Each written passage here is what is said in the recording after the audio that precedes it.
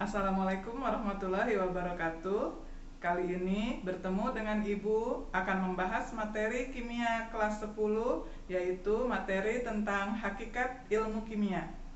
Sebelum belajar, tak lupa kita mengucapkan Bismillahirrahmanirrahim agar mendapatkan kemudahan dalam memahami materi hakikat ilmu kimia ini.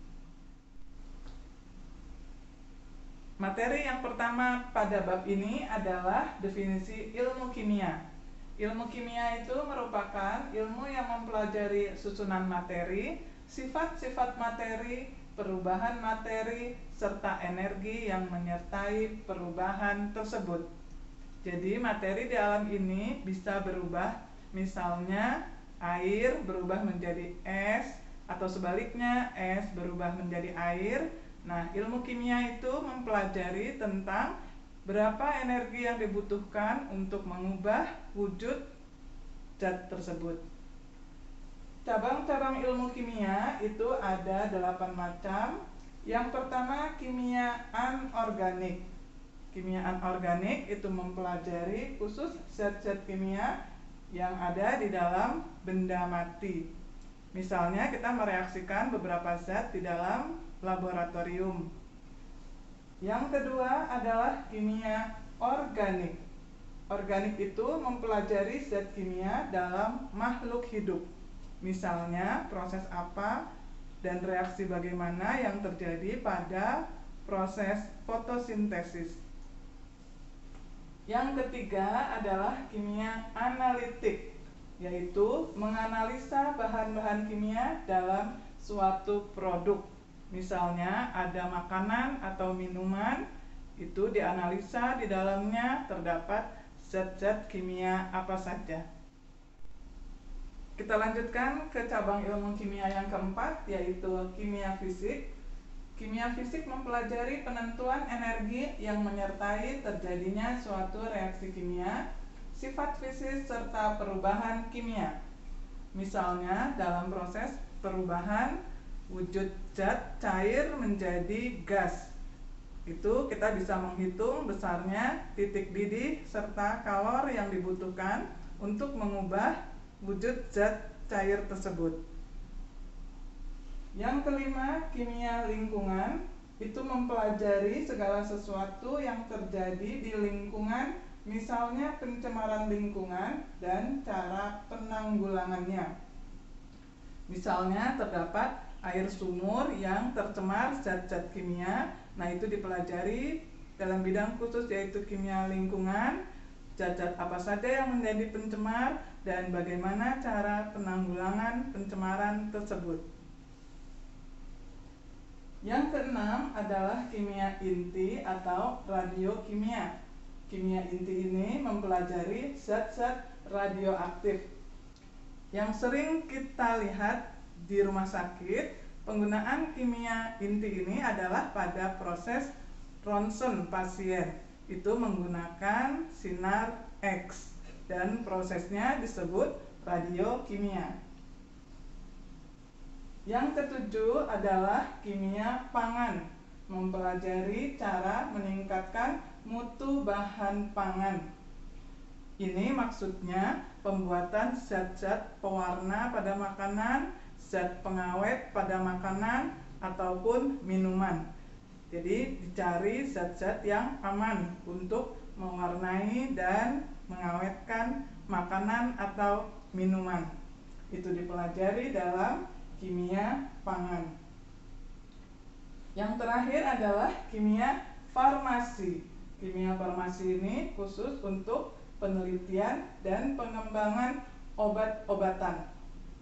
Misalnya pada saat ini sedang dicari obat untuk menangani wabah COVID-19. Selanjutnya kita akan membahas peranan ilmu kimia dalam berbagai bidang. Misalnya yang pertama adalah pada bidang pertanian. Itu misalnya dipakai dalam pembuatan pupuk dan pestisida, karena di setiap tanah pertanian itu membutuhkan pupuk yang berbeda-beda, juga pestisidanya berbeda-beda. Itu dikaji dengan menggunakan ilmu kimia.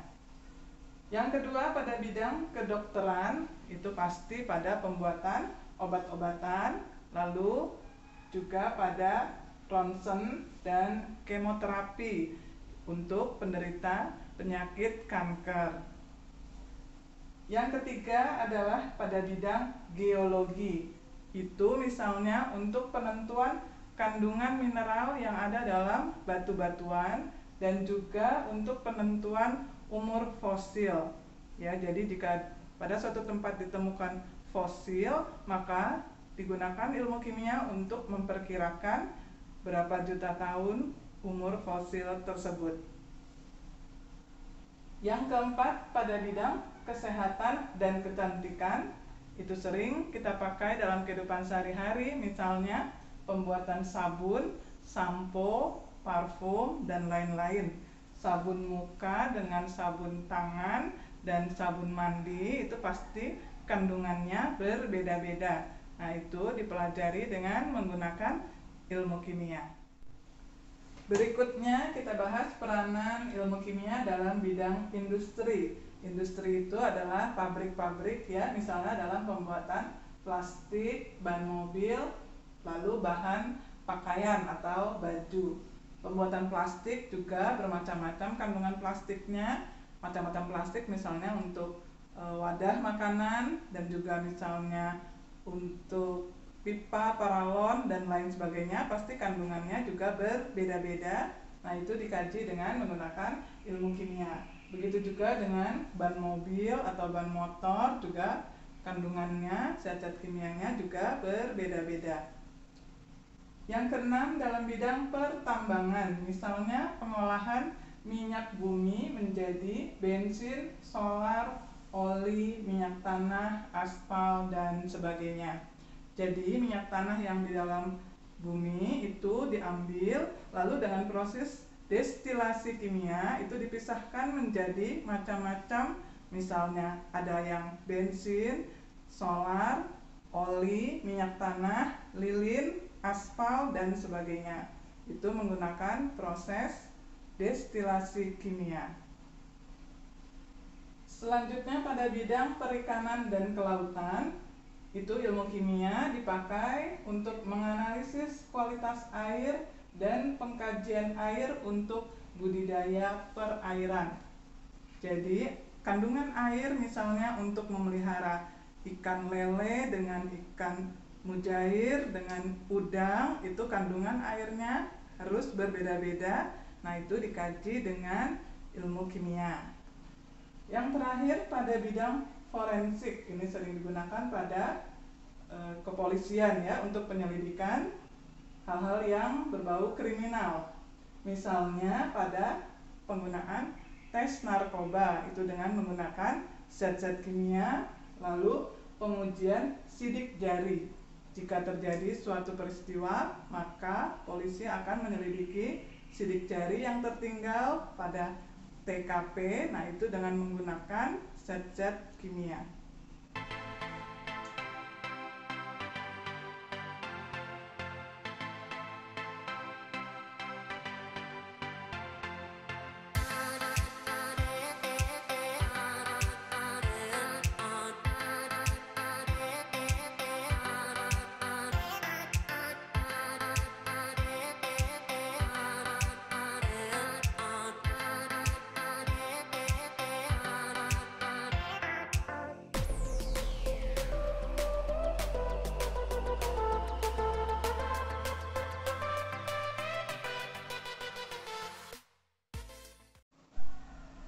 Selanjutnya kita akan membahas tentang pengertian dari metode ilmiah.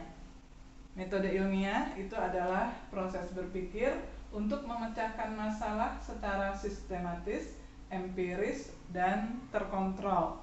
Jadi sebagai ilmuwan, jika kita ingin meneliti suatu masalah, maka kita harus menentukan masalahnya dan melakukan penelitian menggunakan langkah-langkah metode ilmiah sebagai berikut.